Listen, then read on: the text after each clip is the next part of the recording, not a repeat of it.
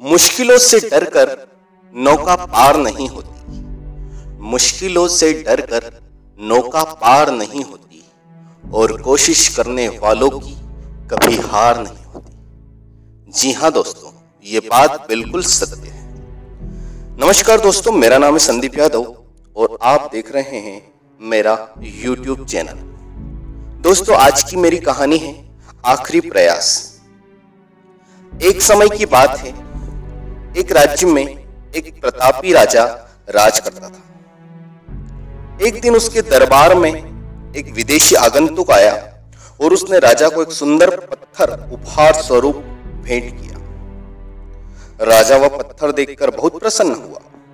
उसने उस पत्थर से भगवान विष्णु की प्रतिमा का निर्माण कर उसे राज्य के मंदिर में स्थापित करने का निर्णय लिया और प्रतिमा निर्माण का कार्य राज्य के महामंत्री को सौंप दिया। महामंत्री गांव के सर्वश्रेष्ठ मूर्तिकार के पास गया और उससे पत्थर देते हुए बोला, महाराज, मंदिर में भगवान विष्णु की प्रतिमा स्थापित करना चाहते हैं। 7 दिवस के भीतर इस पत्थर से भगवान विष्णु की प्रतिमा तैयार कर राजमहल पहुंचा देना। इसके लिए तुम्हें 50 स्वर्ण मुद्राएं दी जाएगी।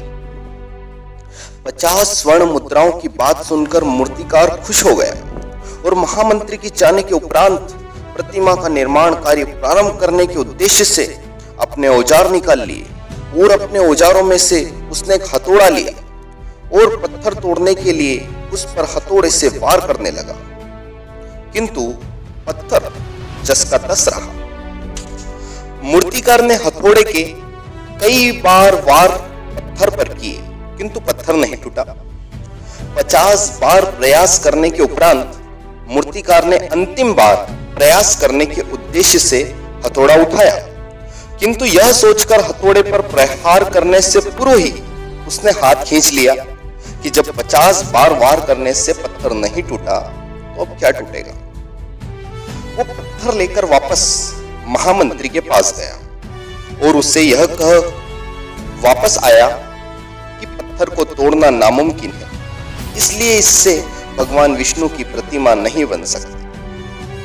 महामंत्री को राजा का आदेश हर स्थिति में पूर्ण करना था, इसलिए उसने भगवान विष्णु की प्रतिमा निर्मित करने का कार्य गांव के एक साधारण से मूर्तिकार को सौंप दिया। पत्थर लेकर मूर्तिकार ने महामंत्री के सामने ही उस पर हथौड़े से प्रहार किया और वह पत्थर एक ही बार में टूट गया। पत्थर टूटने के बाद मूर्तिकार प्रतिमा बनाने में जुट गया। इधर महामंत्री सोचने लगा कि काश पहले मूर्तिकार ने एक अंतिम प्रयास और किया होता तो सफल होता और 50 स्वर्ण मुद्राएं ले लेता। दोस्तों, हम भी हमारे जीवन में ऐसी परिस्थितियों से कई बार रूबरू होते हैं। कई बार किसी कार्य को करने से पूर्व या किसी समस्या के सामने आने पर उसका निराकरण करने से पूर्व ही हमारा आत्मविश्वास डगमगा जाता है और हम प्रयास किए बिना ही हार मान लेते हैं।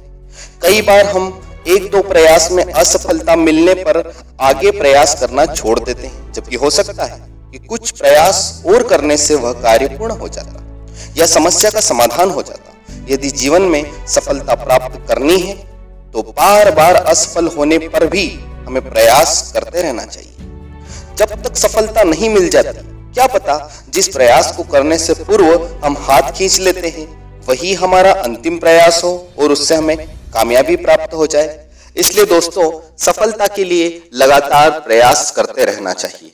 धन्यवाद दोस्तों।